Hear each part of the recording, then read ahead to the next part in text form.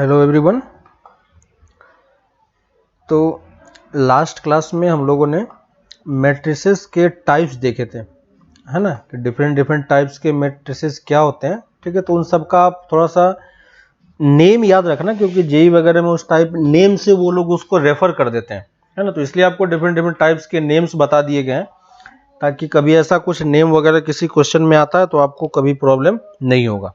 ठीक है, तो उसमें भी बेसिकली जो हमारा स्क्वायर मैट्रिक्स वाला पार्ट है, तो हमारा जो मैक्सिमम काम होगा मैट्रिक्स वाले में, तो ठीक है, कोई प्रॉब्लम नहीं है। मैट्रिक्स में आपको दोनों टाइप के क्वेश्चन मिलेंगे, स्क्वायर टाइप के भी मिलेंगे और नॉन स्क्वायर टाइप के भी मिलेंगे।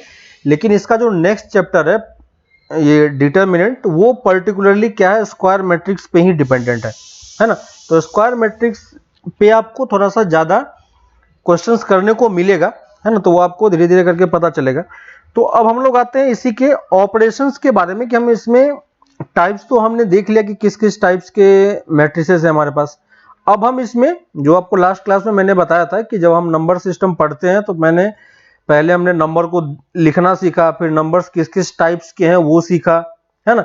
फिर हमने देखा कि इसमें क्या क्या ऑपरेशंस हम ट्राई कर सकते हैं, है ना। आप दो नंबर को कंपेयर कर सकते हैं या नहीं, है ना, दो नंबर को इक्वेट कब कर सकते हैं, है ना, ये सब कंडीशन हम लोगों ने देखा था। तो जब हमने कॉम्प्लेक्स नंबर पढ़ा था तो वहां पे भी मैंने आपको ये बताया था कि कैसे किसमें क्या क्या ऑपरेशंस ट्राई होता है ना। तो कॉम्प्लेक्स नंबर में भी आपने सब कुछ सेम वही चीजें सीखा था, सेम वही मैट्रिसेस भी है, एक अलग टाइप का सिस्टम है। तो हम आते हैं इसमें ऑपरेशंस पे कि इसमें हम क्या क्या चीजें कर सकते हैं। सबसे पहली चीज है कि इसमें जो मैट्रिसेस होता है, मैट्रिसेस को आप यहां पे इस तरीके से बोल सकते हो, है ना। एक होता है कंपेरेबल मैट्रिक्स, है ना। तो कंपेरेबल मैट्रिक्स हम किसको बोलेंगे, ठीक है। तो डिवीजन नहीं है ये, बस एक नेम है ना। तो देख लो आप, कंपेरेबल मैट्रिक्स, ये अलग टाइप का नहीं है, बस वही मैट्रिक्स है, उसी को हम, मतलब कि अगर हमारे पास दो मैट्रिक्स है ना, तो दो मैट्रिक्स को हम कंपेरेबल मैट्रिक्स कब बोलेंगे, या दो मैट्रिक्स को हम कंपेयर कब कर सकते हैं, ठीक है ना। तो जब आप दो मैट्रिक्स के कंपैरिजन की बात करते हो, तो कंपैरिजन में क्या होता है कि कंपैरिजन में क्या क्या हो सकता है सिचुएशन, या तो आप दो मैट्रिसेस को इक्वेट कर सकते हो, है कि नहीं, यानी तो आप दो मैट्रिसेस को ये बता सकते हो कि ये ग्रेटर देन होगा या लेस देन होगा, है कि नहीं, यही चीज होगा। अब देखो, आपको मैंने सेम सिचुएशन और सेम टाइप की चीजें एक बार फिर हमारे पास जनरेट हो गई थी, कब, जब हमने सेट्स पढ़ा था, ठीक है। सेट्स में देखो, सेट्स में हम कभी भी दो सेट को कंपैरिजन इस टाइप से नहीं करते हैं, है ना। सेट्स में कंपैरिजन इस टाइप से नहीं होता है, क्यों नहीं होता है ना। तो कभी भी हम सेट्स के टर्म में ये वाला चीजें अप्लाई नहीं करते हैं, याद होगा। सेम चीजें वेक्टर के टर्म में, है ना, वेक्टर में भी आप ये चीजें अप्लाई नहीं करते हो, याद होगा। सेम चीजें कॉम्प्लेक्स नंबर में, याद है, कॉम्प्लेक्स नंबर में जब z होता है, हम z1 को z2 से ज्यादा या z1 या z2 से कम नहीं बता सकते। आ रही बात समझ में, है ना। तो ये सब जहां जहां आपने डिफरेंट टाइप्स के सिस्टम पढ़े हैं, है ना, डिफरेंट टाइप्स के सिस्टम में आपने ये सब चीजें देखा था। लेकिन जब हम लोग रियल नंबर पढ़ रहे थे, है ना, रियल नंबर के केस में अगर हमारे पास दो नंबर होता है तो हम यहां पे कंपैरिजन कर लेते हैं, है ना। तो ये जो कंपैरिजन होता है, ये कंपैरिजन हमारे पास सिर्फ कहां पे पॉसिबल है, कंपैरिजन हमारा सिर्फ एलिमेंट के केस में पॉसिबल है ना। तो ये रियल नंबर के केस में देखो, ये सिंगल एलिमेंट है अपने आप में, है ना। तो सिंगल एलिमेंट के लिए ये ऑपरेशन, है ना, ग्रेटर देन लेस देन वाला पार्ट आप लोग डिसाइड कर सकते हो कि हाँ ये हो सकता है ना। कॉम्प्लेक्स नंबर के केस में क्या होता है कि ये वाला ऑपरेशन फिर से वैलिड नहीं होता है। क्यों नहीं होता है, क्योंकि ये अपने आप में क्या है, दो टाइप का रियल पार्ट और इमेजिनरी पार्ट का कॉम्बिनेशन है ना। तो ये दो पार्ट में मिलके ये एक नंबर बन रहा है। सेम सिचुएशन वेक्टर के साथ भी है। वेक्टर में क्या है, तीन पार्ट मिलके एक वेक्टर बन रहा है ना। तो यहां पे भी आप कंपैरिजन नहीं कर पाओ, क्योंकि ये क्या हो रहा है कि एलिमेंट अपने आप में एक सिंगल नहीं रहा, है ना, वो दो चीजों पे डिपेंड कर रहा है, तीन चीजों पे डिपेंड कर रहा है ना। सेट्स में भी आप ये ऑपरेशन नहीं कर सकते थे, याद होगा आपको, क्यों? क्योंकि इसके बाद यहां पे आपके पास 3 से ज्यादा एलिमेंट है ना, तो बहुत सारे एलिमेंट का कलेक्शन है, तो हम उसको इस तरीके से ये सिंबल यूज नहीं कर सकते। वैसे ही मैट्रिसेस भी क्या है, मैट्रिसेस भी अपने आप में कलेक्शन ऑफ ऑब्जेक्ट है ना, और एक पर्टिकुलर फिक्स्ड अरेंजमेंट है, जिस अरेंजमेंट के कारण है ना, जो कुछ ऑर्डर्ड अरेंजमेंट है हमारे पास, उस ऑर्डर्ड अरेंजमेंट में जो हमारे पास एलिमेंट ही है ना, उस प्लेसेस पे हम एलिमेंट को ही पुट कर रहे हैं। तो यहां पे भी हम क्या कर सकते हैं, ये वाली चीजें अप्लाई नहीं कर सकते हैं। ये क्लियर हुआ क्या? यहां पे हम ये वाली चीजें भी अप्लाई करके नहीं बता पाएंगे, है ना। तो मैट्रिसेस में आपका, है ना, मैट्रिसेस में आपका ये कंपैरिजन फिर से आपका नहीं हो सकता है ना, क्योंकि ये क्या हो रहा है, कलेक्शन ऑफ ऑब्जेक्ट है। यहां पे भी बहुत सारे ऑब्जेक्ट हैं, लेकिन ये अनऑर्गेनाइज्ड वे में है ना।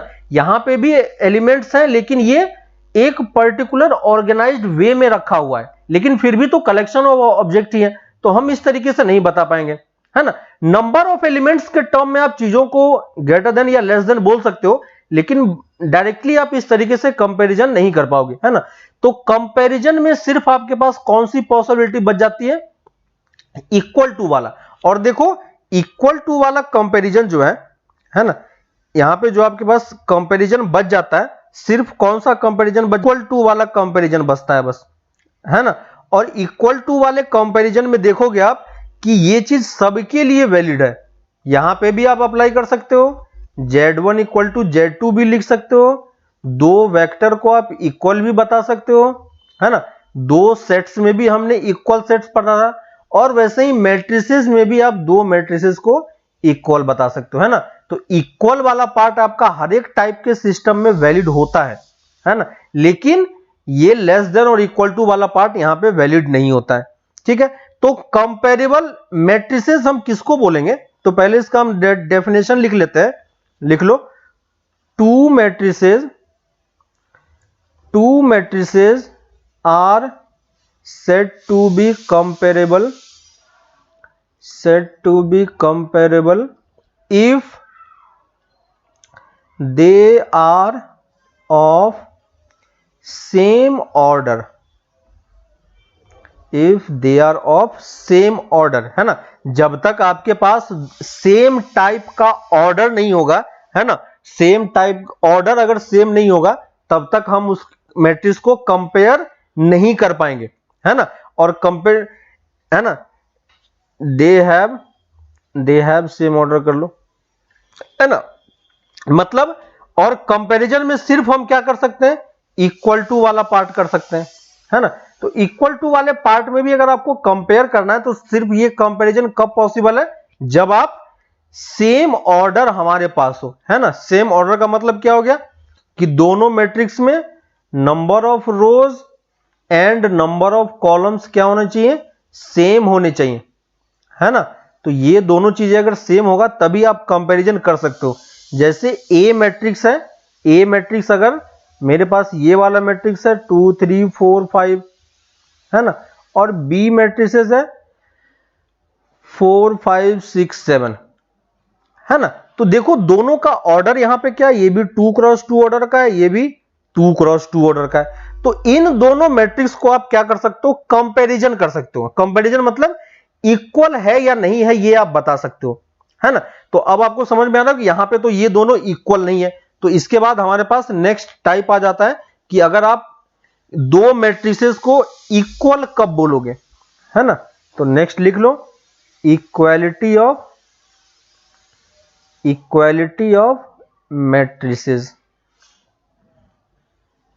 इक्वालिटी ऑफ मैट्रिसेस, यानी दो मैट्रिसेस को हम इक्वल कब बोलेंगे, है ना। तो पहली चीज तो आपको यह समझ में आ रहा होगा अब कि मैट्रिसेस क्या है। मैट्रिक्स अपने आप में एक ऑर्गेनाइज्ड कलेक्शन ऑफ ऑब्जेक्ट है ना। हर एक पर्टिकुलर प्लेस पे आपका ऑब्जेक्ट फिल किया हुआ है ना। यहां पे जो ऑब्जेक्ट का प्लेस है वो ऑब्जेक्ट का प्लेस फिक्स है ना। उसमें एलिमेंट कुछ भी हो सकता है, लेकिन प्लेस को आप चेंज नहीं कर सकते हो, है कि नहीं। उसके एलिमेंट को आप इधर उधर कर सकते हो, है ना। अगर आप एलिमेंट चेंज कर दोगे तो आपका मैट्रिक्स भी चेंज हो जाएगा, है कि नहीं। लेकिन आप प्लेसेस को चेंज नहीं कर सकते हो, 1 प्लेसेस फिक्स है, 1 प्लेसेस फिक्स है ना, इस तरीके से 5 प्लेसेस फिक्स है ना, उसके प्लेसेस में आप कोई चेंज नहीं कर सकते हो।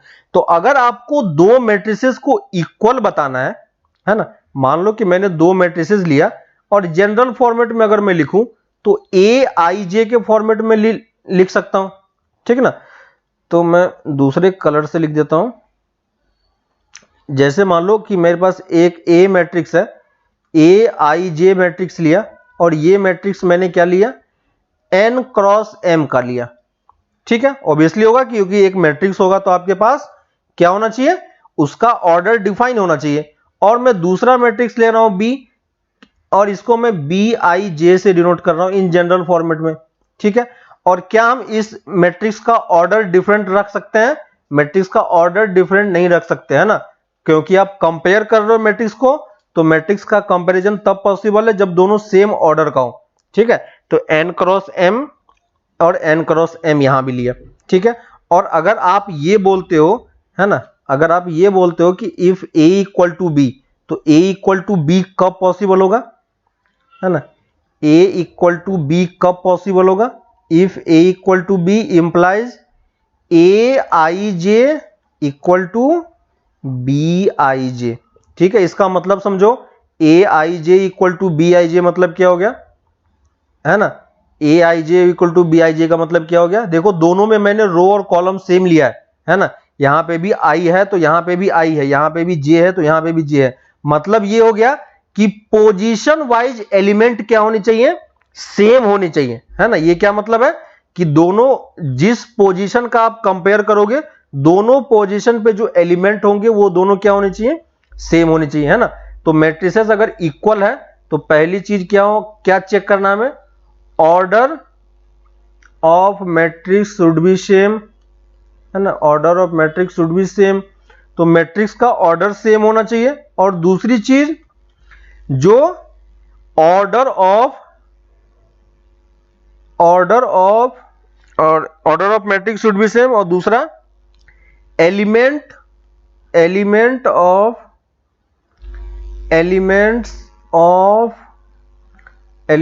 Of two matrix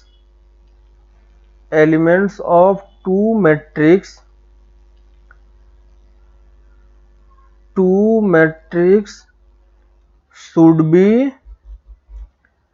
same at the corresponding places और लोकेशन, ठीक है। लोकेशन का मतलब आपको पता है ना। तो अगर आप ith रो और jth कॉलम को कंपेयर कर रहे हो तो दूसरे मैट्रिक्स में भी आप क्या करोगे, ith रो और jth कॉलम को ही कंपेयर करोगे, है ना। जैसे आपको यहां पे दिख रहा है कि ये किस एलिमेंट को मैं कंपेयर कर रहा हूं, ith row and jth column, है ना, ith row and jth column के एलिमेंट को दूसरे मैट्रिक्स के ith रो और jth एलिमेंट के साथ मैं कंपेयर कर रहा हूं, है ना। तो यहां पे मैं क्या लिखूंगा, एलिमेंट ऑफ, इसका मतलब क्या हो गया, element of ith row and jth column of matrix A, है ना। और इसका मतलब क्या हो गया, element of ith row and jth column of matrix B, है ना। तो अगर ये दोनों सेम होगा तो आप क्या बोलोगे कि वो मैट्रिक्स क्या है, इक्वल मैट्रिक्स है, ठीक है। जैसे एग्जांपल के थ्रू, एग्जांपल आप समझ सकते हो, अब आपको कोई प्रॉब्लम नहीं होगा कंपैरिजन करने में, ठीक है। तो जब भी आपको पता है कि सिर्फ हम मैट्रिक्स में क्या कर सकते हैं, इक्वल टू ही प्रूव कर पाएंगे, और ग्रेटर देन और लेस देन का कोई बात ही नहीं आता यहाँ पे। मान लो हमारे पास कोई एक मैट्रिक्स ये है ना, 2x + 3 दिया हुआ है, यहाँ पे 5 दिया हुआ है ना, 2y + 7 दिया हुआ है, यहाँ पे 3z दिया हुआ है, और ये 5 + w मान लो, ठीक है। और एक दूसरा मैट्रिक्स है बी जो भी सेम ऑर्डर का है, जहां पे 2 3 4 5 दिया हुआ है, ठीक है। अगर इसने बोला कि if A equal to B then find the value of X Y Z W, ठीक है। आपको ये चीज इक्वल करके ये बताना है कि ये इसकी वैल्यू कितनी होगी, ठीक है। तो कैसे बताओगे वैल्यू इसकी वैल्यू हम कैसे बताएंगे? तो इसकी वैल्यू बताने का मतलब है कि दोनों मैट्रिसेस क्या है, इक्वल है ना। तो दोनों मैट्रिसेस इक्वल हैं, तो दोनों मैट्रिसेस को पहले आजू बाजू लिख लो यहाँ पे। तो ये पहला क्या है, 2x + 3, 2y + 7, 5 + w और 3z, है ना। और इसको मैं इसके इक्वल कर रहा हूं, 2 3 4 5, है ना। यहां पे लिख लिया। अब अगर ये दोनों इक्वल है, इसका मतलब क्या हो गया, लोकेशन वाइज दोनों क्या होना चाहिए, एलिमेंट सेम होने चाहिए। यानी 1 1 प्लेस पे जो एलिमेंट इस मैट्रिक्स का है 1 1 प्लेस के इक्वल होना चाहिए। समझ में आ रहा है? ये किसके इक्वल होगा, इस प्लेस के इक्वल होगा। ये किसके इक्वल होगा, इसके इक्वल होगा। और ये किसके इक्वल होगा, इसके इक्वल होगा। यहां पे आपको दिख रहा है कि इस पर्टिकुलर केस में 2 × 2 का मैट्रिक्स है, तो आपके पास 4 एलिमेंट बन रहे हैं, है ना। और 4 एलिमेंट में वो 4 वेरिएबल को यूज करके आपको इक्वेशन एक साथ दे रहा है। क्लियर है? तो यहां पे आप क्या लिखोगे, 2x + 3 = 2, है ना, 2y + 7 = 4, देखो 5 + w = 3 और 3z = 5, है ना। इस चारों इक्वेशन को सॉल्व करके आप x y z निकाल सकते हो, है ना। देखो 4 इक्वेशन हमारे पास फॉर्म हो गया, है ना। वेक्टर में हमारे पास इस टाइप से अगर इक्वेशन होता था तो कितने इक्वेशन फॉर्म होते थे, 3 इक्वेशन फॉर्म होता था वहां पे, है ना, क्योंकि i j k कंपोनेंट को हम इक्वेट करते थे, याद होगा आपको, है ना। कॉम्प्लेक्स नंबर में 2 इक्वेशन फॉर्म होता था, रियल पार्ट और इमेजिनरी पार्ट को हम इक्वेट कर पाते थे, है ना। तो इस तरीके से आपको डिफरेंट सिचुएशन में अलग अलग टाइप से यहां पे आप कितने भी वेरिएबल को एक साथ कंबाइन करके लिख सकते हो, ठीक है। तो ये इक्वालिटी ऑफ मैट्रिक्स हो गया। बाकी अब उस एलिमेंट के जगह पे वो ट्रिगोनोमेट्री पुट कर देगा, अलजेब्रा पुट कर देगा, कॉम्प्लेक्स नंबर पुट कर देगा और आपसे क्वेश्चन सॉल्व करवाता रहेगा, है ना। तो जब भी आपको इस टाइप से वेरिएबल निकालना है इक्वेट करके, तो हमें इस तरीके से ध्यान देना है। क्लियर है? दूसरी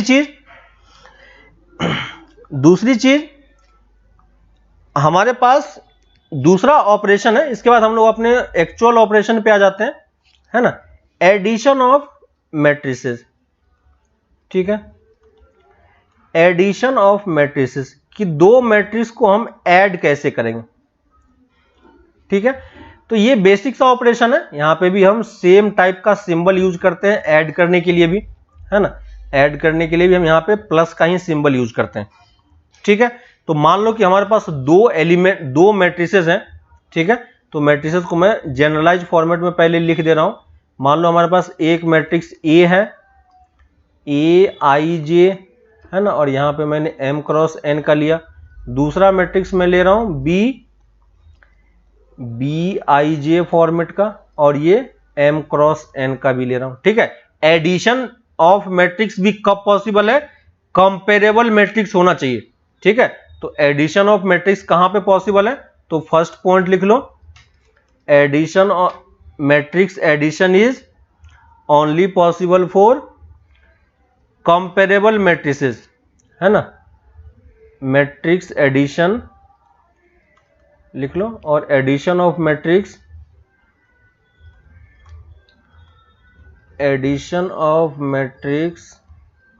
is only possible for comparable matrix. और कंपेरेबल मैट्रिक्स मतलब क्या हो गया कि दोनों का ऑर्डर सेम होना चाहिए, है ना। क्योंकि आपको पता है कि अगर ऑर्डर सेम नहीं होगा तो आप एलिमेंट को ऐड नहीं कर पाओगे, ठीक है। और यहां पे एडिशन कैसे होता है, एडिशन का सेम वही रूल है जैसे आपने कंपेयर किया था, इक्वल जो लोकेशन था, है ना, सेम आई जो आपका पर्टिकुलर जो प्लेस है ना, first row first column, second row second column, तो आप पर्टिकुलर प्लेस के एलिमेंट को आपस में कंपेयर कर रहे थे।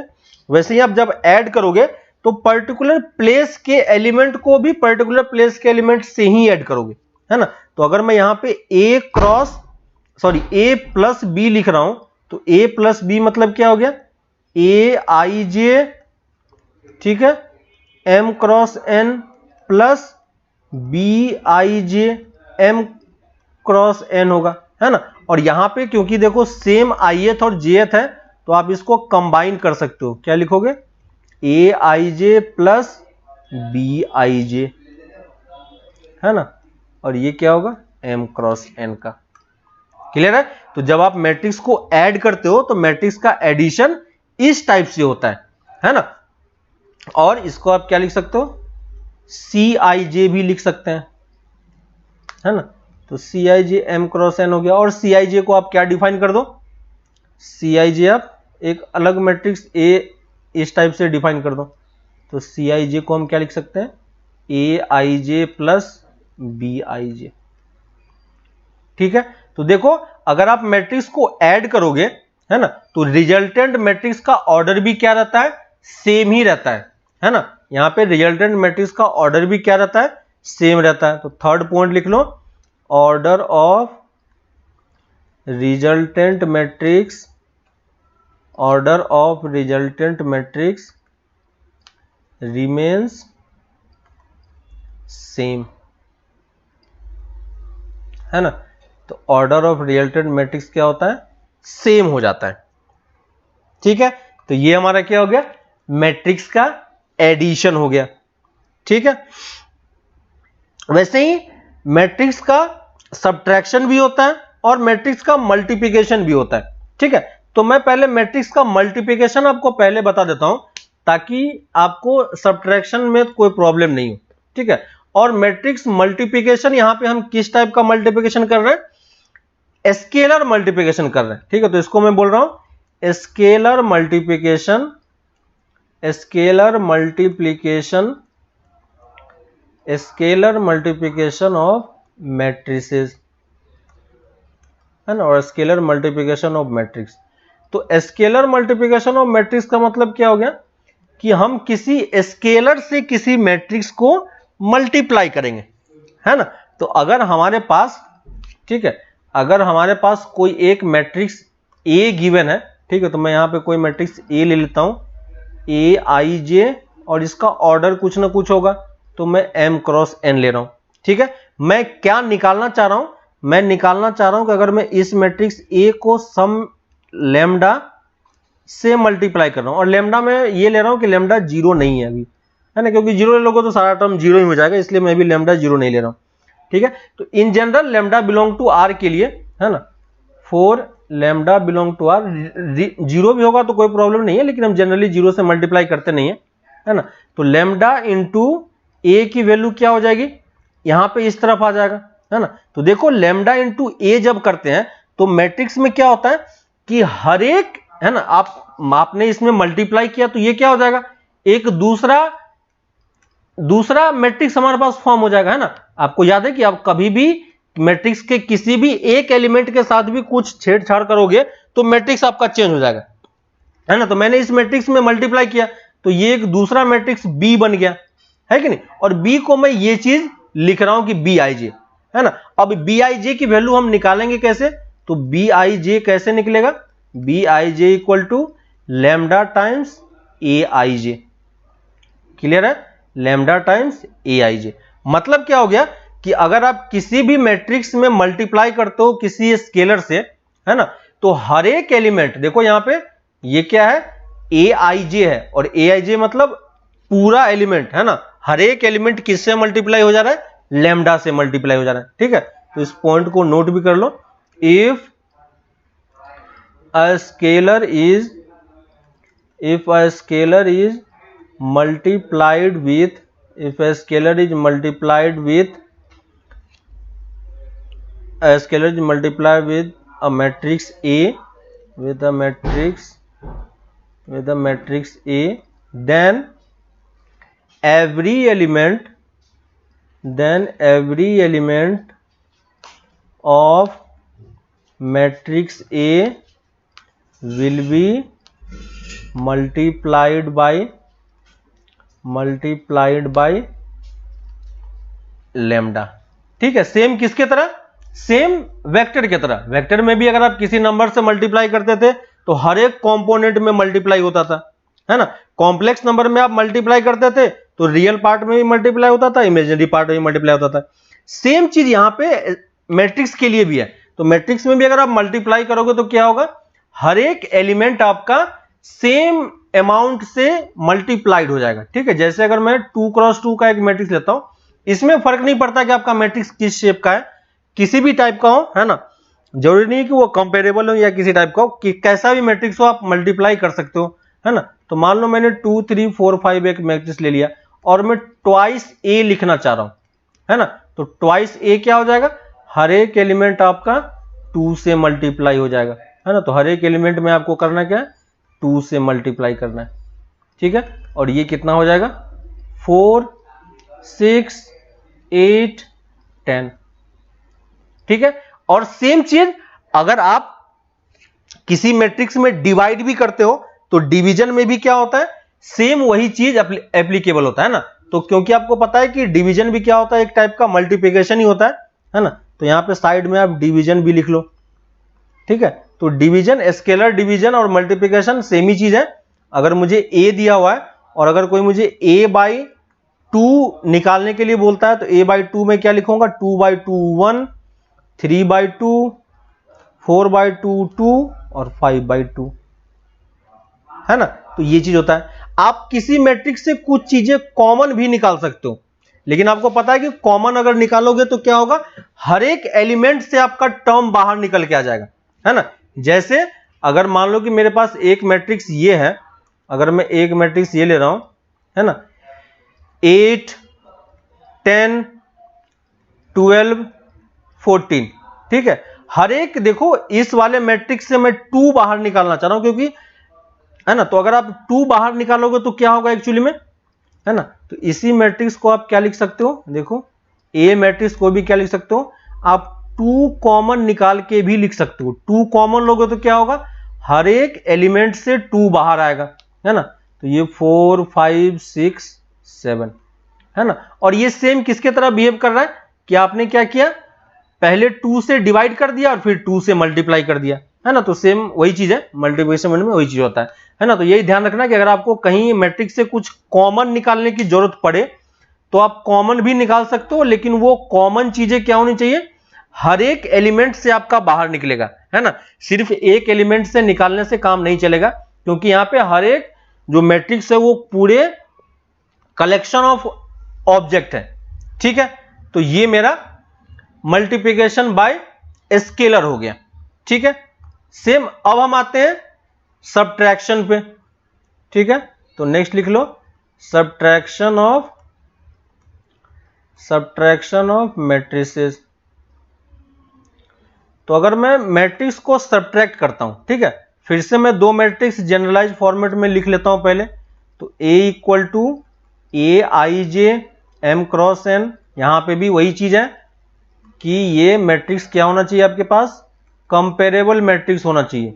क्यों, क्योंकि सब्ट्रैक्शन भी क्या होता है, सब्ट्रैक्शन भी क्या होता है, एक तरीके का एडिशन ही होता है। तो A माइनस बी को मैं किस तरीके से लिखूंगा, A प्लस माइनस बी, है ना। और इसको मैं और दूसरे तरीके से कैसे लिख सकता हूं, A plus minus 1 into B, है ना, A plus minus 1 into B.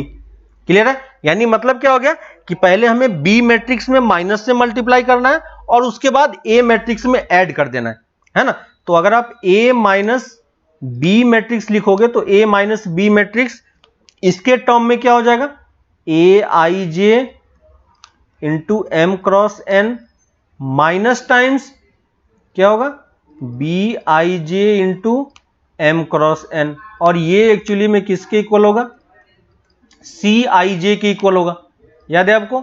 और सी आई जे को आप यहां पे क्या लिख सकते हो, सी आई जे मैट्रिक्स क्या होगा, ए I J minus B I जे, है ना। तो आप समझ सकते हो उस तरीके से, लेकिन सब्ट्रैक्शन आप डायरेक्टली भी कर सकते हो, है ना। जैसे मान लो कि मैं 2 मैट्रिक्स फिर से ले रहा हूं, आपको एग्जांपल के लिए आपको समझ में आ जाएगा। जैसे ए मैट्रिक्स हमारे पास है 2 3 4 5, ठीक है, और बी मैट्रिक्स मैंने लिया 4 5 6 7, ठीक है। और अगर मैं a माइनस बी कर रहा हूं, है ना, मैं यहां पे a माइनस बी कर रहा हूं, देखो a प्लस बी जब हमने किया था ऊपर में, ठीक है, तो a प्लस बी आपको, a प्लस बी में मैंने आपको एग्जाम्पल नहीं बताया, तो यहां पे देखो मैं दोनों एग्जाम्पल करके देता हूं आपको। मान लो मैं पहले a प्लस बी कर रहा हूं, ठीक है, तो a प्लस बी करोगे तो क्या होगा, देखो a प्लस बी में क्या होगा, कॉरस्पॉन्डिंग एलिमेंट ऐड हो जाएंगे, तो ये कितना हो जाएगा 2 प्लस 4, है ना, 3 प्लस 5, 4 प्लस 6 और 5 प्लस 7, है ना, और यहां पे लिखोगे तो कितना हो जाएगा 2 प्लस 6, 2 प्लस 4 6, 8 10 और 12, क्लियर है।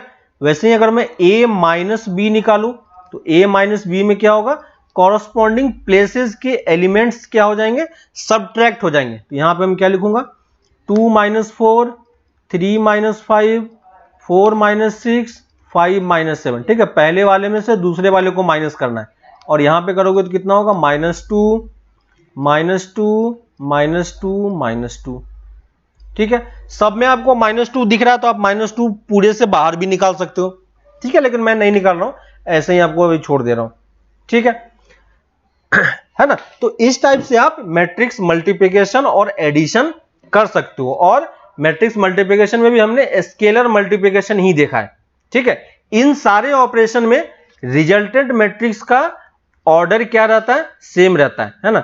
मैट्रिक्स एडिशन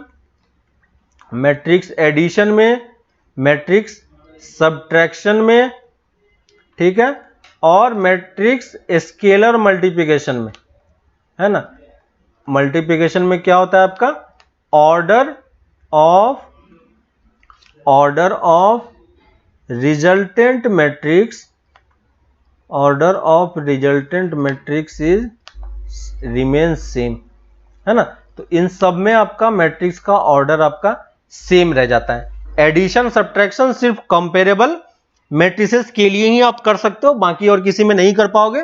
स्केलर मल्टीप्लिकेशन आप किसी भी मैट्रिक्स में करो, कोई प्रॉब्लम नहीं है ना। तो वहां पे आप कहीं भी कर सकते हो, कोई दिक्कत वाली बात उसमें नहीं होती है, ठीक है। नेक्स्ट हम लोग आते हैं प्रॉपर्टी ऑफ एडिशन पे, ठीक है। तो देखो प्रॉपर्टी ऑफ एडिशन में आपने पहले वाला जो लेक्चर था जो रिलेशन फंक्शन का, वहां पे हमने बाइनरी ऑपरेशन पढ़ा था, याद होगा आपको, है ना। तो बाइनरी ऑपरेशन जब हमने वहां पे पढ़ा था तो वहां पे मैंने आपको बहुत सारी चीजें वहां पे चेक करने के लिए बताई थी, याद होगा आपको, है ना। वहां पे मैंने आपको बहुत सारी चीजें चेक करने के लिए बताई थी कि कैसे कैसे हम चेक करते हैं, ठीक ना। तो पहले मैं कुछ प्रॉपर्टीज लिख देता हूं आपको, एक दो प्रॉपर्टी, और उसके बाद हम प्रॉपर्टी पे आते हैं। प्रॉपर्टी ऑफ मैट्रिक्स एडिशन, ठीक है। तो नेक्स्ट आते हैं टॉपिक पे, प्रॉपर्टी ऑफ, लिख लो, प्रॉपर्टीज ऑफ मैट्रिक्स एडिशन, ठीक है। तो मैट्रिक्स को ऐड कैसे करना है न्यूमेरिकली वो आपको मैंने बता दिया है। अब इसके थ्योरेटिकल पार्ट पे आते हैं, है ना। तो देखो मैट्रिक्स एडिशन जब आप कर रहे हो तो मैट्रिक्स एडिशन एक्चुअली में आप करते कैसे हो, है ना। आप एक एडिशन का सिंबल होता है और दो मैट्रिक्सेस होते हैं, ठीक है, और ये दोनों रिजल्टेंट देके एक अलग मैट्रिक्स आपको सी देता है, ठीक है। तो यहां पे देखो जब भी आप एडिशन करोगे तो एडिशन के लिए आपको पहली चीज क्या चाहिए होगा, दो मैट्रिक्स चाहिए होगा, है ना। और ये मैट्रिक्स आप कहां से चूज करोगे, तो मैट्रिक्स हम कंपेरेबल मैट्रिक्स के सेट्स में से चूज करेंगे, कोई सा भी मैट्रिक्स आप चूज कर सकते हो, है ना। तो मैं एक यहां पे मैं एक सेट बनाता हूं, किसका सेट, मैट्रिक्स का सेट, ठीक है। और ये मैट्रिक्स का सेट कैसा सेट है, ये मैट्रिक्स का सेट में कंपेरेबल मैट्रिक्स का सेट ले रहा हूं, ठीक है।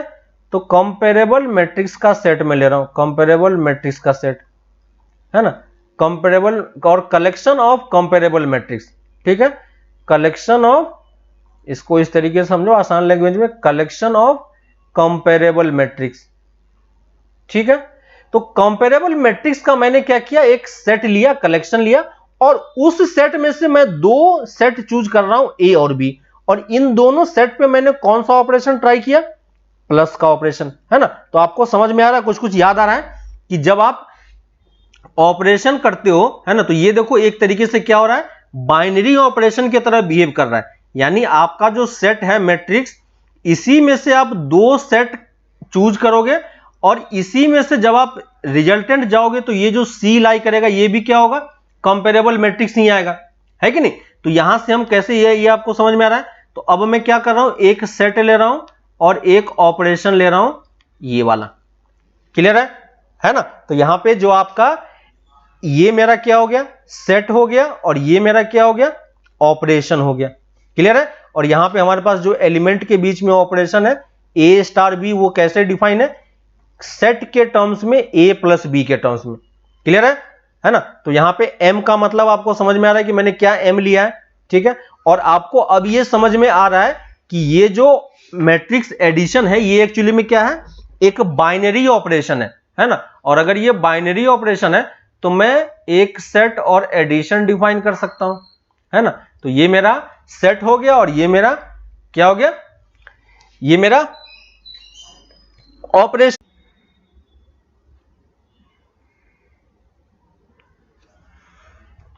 ठीक है, तो जो हमने बाइनरी ऑपरेशन में सीखा था, बाइनरी ऑपरेशन में हमने क्या सीखा था, है ना, आप अगर देखोगे, है ना, बाइनरी ऑपरेशन में हमारे पास क्या क्या चीजें अवेलेबल थी।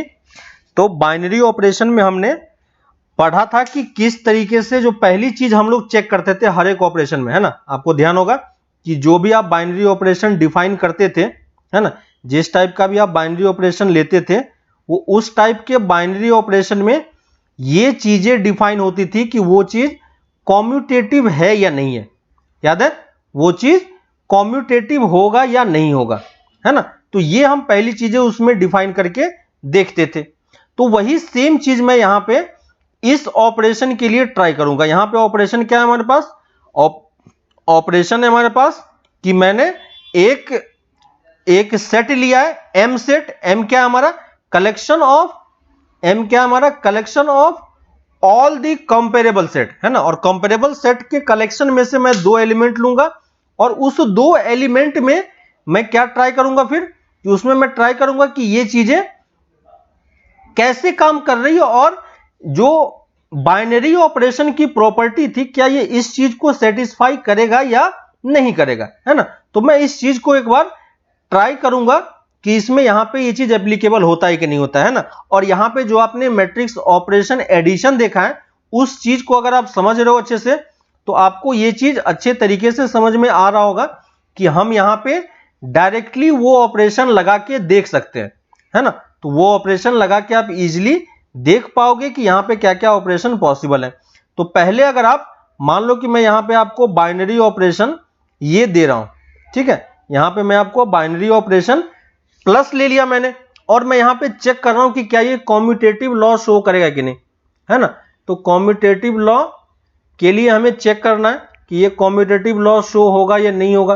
तो कॉम्यूटेटिव लॉ के लिए हमें क्या करना होगा, है ना, कॉम्यूटेटिव लॉ के लिए हमें क्या करना होगा कि हमें चेक करना पड़ेगा कि a plus B equal to B plus A होगा या नहीं होगा, है ना। और आपको ये समझ में आ रहा है कि ये दोनों चीजें क्या होंगी, इक्वल होंगी, है ना। ये दोनों चीजें क्या होगा, इक्वल होगा।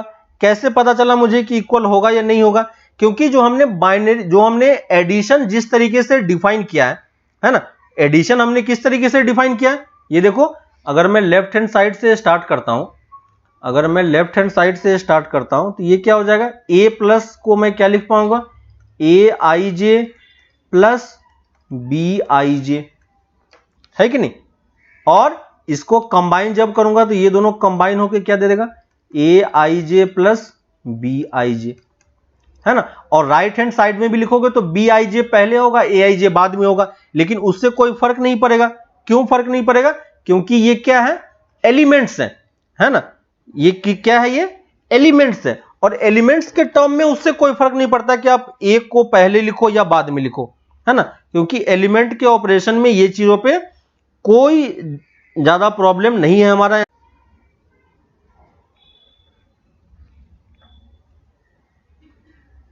ठीक है, तो आपको यहां पे ये चीजें समझ में आ रही है कि ये क्या हो रहा है कि ये प्रॉपर्टी को सेटिस्फाई कर रहा है ना। और कौन सी प्रॉपर्टी को सेटिस्फाई कर रहा है? कॉम्यूटेटिव लॉ को, है कि नहीं। तो कॉम्यूटेटिव लॉ क्या है आपको ये समझ में आ गया, है ना, कि मैट्रिक्स एडिशन में किसी भी टाइप से ऐड करो कोई फर्क नहीं पड़ने वाला है ना।